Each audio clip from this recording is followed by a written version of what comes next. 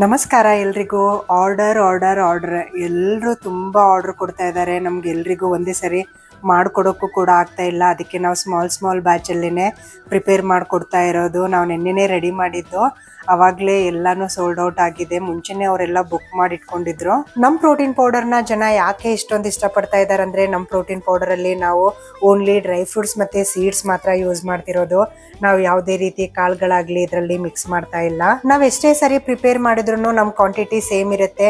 ನಾವೆಲ್ಲ dry ಫ್ರೂಟ್ಸ್ಗಳನ್ನು equal ಕ್ವಾಂಟಿಟಿಯಲ್ಲೇನೆ ತಗೊಂಡು ಮಾಡೋದು. ಅದಕ್ಕೆ ಎಷ್ಟೇ ಪ್ಯಾಕೆಟ್ಸ್ ತಗೊಂಡ್ರು ನಮ್ಮ ಟೇಸ್ಟ್ ಕೂಡ ಒಂದೇ ಇರುತ್ತೆ, ಯಾವುದೂ ಚೇಂಜಸ್ ಆಗಲ್ಲ.